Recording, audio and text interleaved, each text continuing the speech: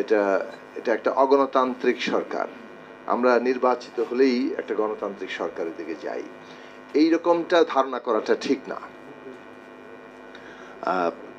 অন্তর্বর্তীকালীন এই সরকারটি মোটেই কোনো অগণতান্ত্রিক সরকার নয়।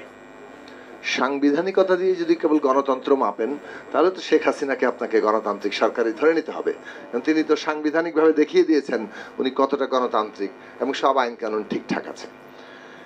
আইন কানুন দিয়েও আবার তাকে প্রমাণ করা যাবে যে তিনি ঠিকঠাক নাই, কিন্তু এই মারপ্যাচটাই প্রধান নয়। সংবিধানে বলা হয়েছে, কিংবা আপনি যদি গত 1000 বছর ধরে এই গণতান্ত্রিক ব্যবস্থা বিকাশের যত দর্শন চিন্তা আছে সেখানে দেখেন, জনগণ ক্ষমতার কেন্দ্র, এইটা প্রাথমিক স্বীকৃতি।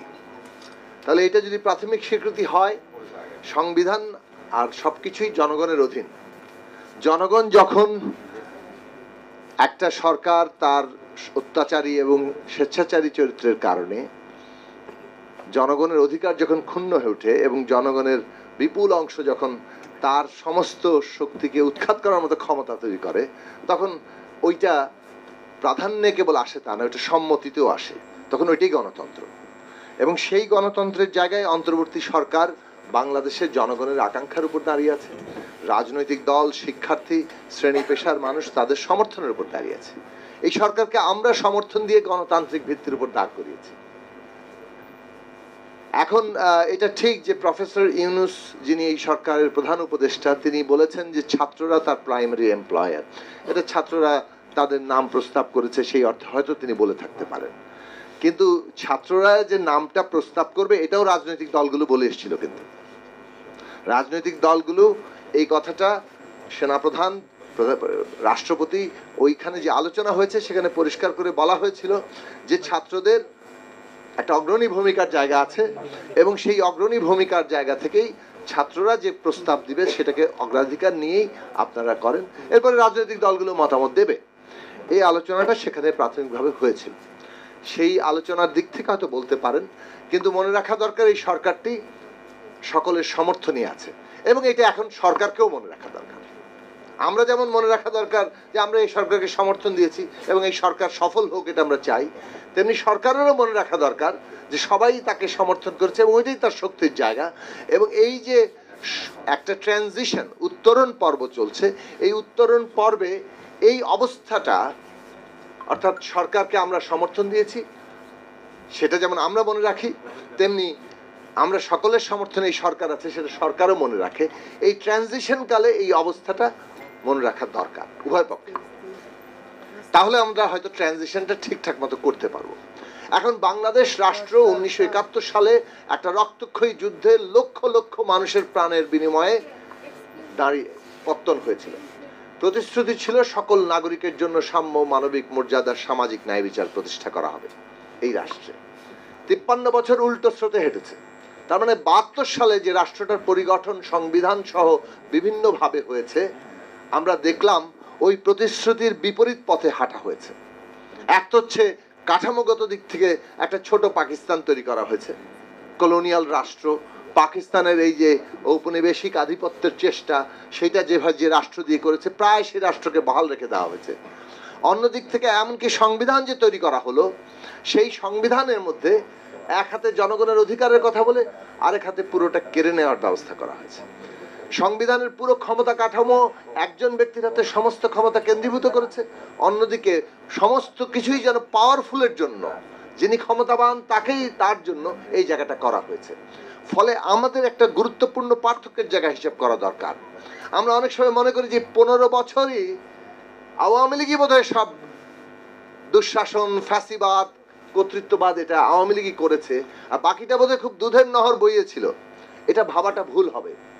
72 সাল থেকে এই দেশে দুঃশাসনের একটা চক্র নানাভাবে ক্রিয়াশীল ছিল।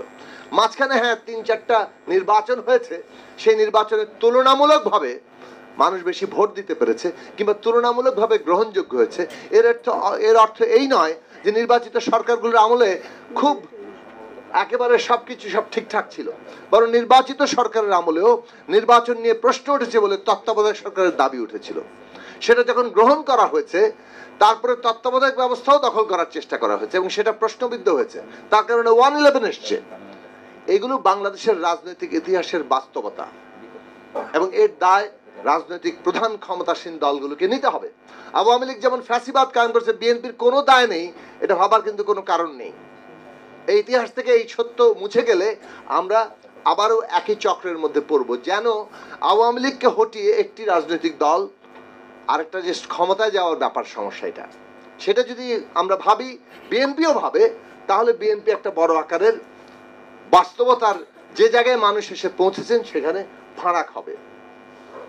বাংলাদেশে দুটো ঘটনা ঘটেছে, একটা হচ্ছে 15 বছরে একটা শাসন ফ্যাসিবাদের পর্যায়ে পৌঁছেছে, আর একটা হচ্ছে 53 বছর ধরে মানুষের এই অভিজ্ঞতা আছে যে এই ভিত্তিটা 53 বছর ধরেই চলছিল, 72 সালে এটাকে প্রতিষ্ঠা করা হয়েছে। এবং এই ব্যবস্থাটা থাকলে এই যে হাসিনা সরকারের ফ্যাসিবাদটা আপাতত শেখ হাসিনার বিদায়ের মধ্য দিয়ে গেল, পুরোটা যাবে না। এই অভিজ্ঞতা কিন্তু হয়েছে। 71 সালে এত রক্তের পরে একটা রাষ্ট্রপতন হলো, সেটা তার আকাঙ্ক্ষার বিপরীতে চলে গেল। 90 সালে আবারও একটা গণ অভ্যুত্থান করে তারা একটা গণতন্ত্রের দিকে যেতে চাইলো, সেটা আবার বিপরীত দিকেই হাঁটতে শুরু করলো এবং সেখানে এইরকম একটা ফ্যাসিবাদ কায়েম হতে পারলো। তাহলে বাংলাদেশের মানুষের মধ্যে এই দুই জায়গা আছে যে হ্যাঁ, রাজনৈতিক দলগুলো সংগ্রাম করেছে ফ্যাসিবাদের বিরুদ্ধে, কিন্তু রাজনৈতিক দলগুলো এই সংগ্রাম যেটা করেছে ফ্যাসিবাদের বিরুদ্ধে, ফ্যাসিবাদী সরকারকে উৎখাত করার জমিন তৈরি করেছে, ছাত্ররা সেটা জীবন দান করে তাদের সমস্ত ভয়ের রাজত্বের কৌশল, দমনের কৌশল সবকিছুকে ব্যর্থ করে দিয়ে ছাত্ররা এই সরকারকে ঘাড়ে ধরে নামিয়ে দিয়েছে।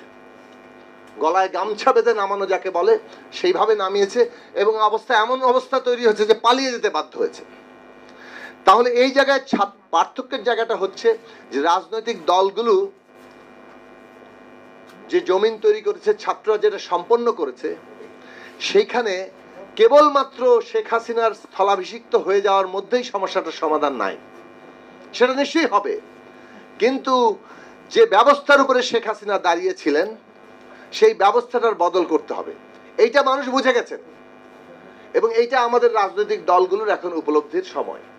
এই চ্যালেঞ্জ আমাদের সামনে যে জনগণ এই উপলব্ধির জায়গায় পৌঁছে গেছে, ছাত্র জনতা, ছাত্র শ্রমিক জনতা, একটা স্পেস, একটা পরিসর তৈরি হয়েছে এবং নতুন প্রজন্ম, বিশেষত ছাত্ররা, তারা এমন একটা পরিসরে এসে দাঁড়াচ্ছেন যে আমাদের এই দেশে কেবলমাত্র এই দলের বদলে ওই দল ক্ষমতায় আসলেই পরিবর্তনটা হচ্ছে না।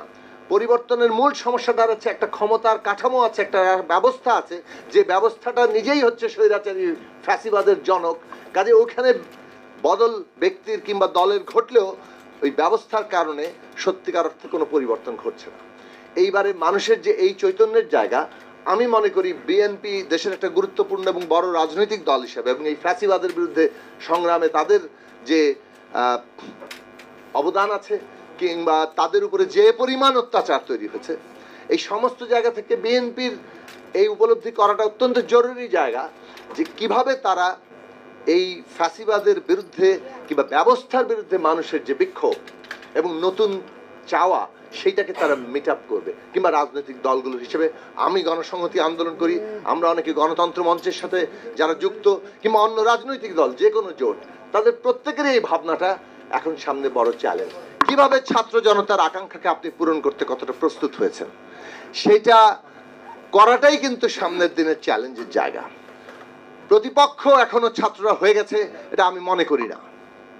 আমরা মনে করি না যে ছাত্র এখনো প্রতিপক্ষ হচ্ছে। ছাত্রদের মধ্যে থেকে কেউ রাজনৈতিক দল করতে চাইতেই পারে, সেটা যদি করে তাহলে তারা স্বতন্ত্রভাবে করবে।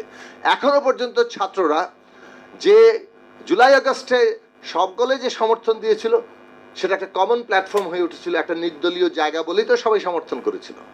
তাহলে এখনো সেই জায়গাতেই তারা আছে। দলীয় যদি কোনো কিছু করতে হয়, প্রত্যেকেরই অধিকার আছে, আলাদা করে সেটা করেন। যতক্ষণ পর্যন্ত ছাত্রদের স্পেস, ছাত্র জনতার স্পেস হিসেবে তাদের আকাঙ্ক্ষার প্রকাশ, ততক্ষণ পর্যন্ত আমাদেরও সমর্থন আছে। ওই ছাত্র জনতার মধ্যে দিয়ে মানুষের আকাঙ্ক্ষা যেটা প্রকাশিত হয়েছে, রাজনৈতিক দলের কাজ হচ্ছে সেটার সাথে এঙ্গেজড হওয়া এবং সেটার মধ্য থেকে কিভাবে সেটা পূরণ করা যায় সেই বিষয়ে একটা যাকে বলে যে পরিণত নেতৃত্বমূলক ভূমিকা রাখা। আমার কথা শেষ করে আনি।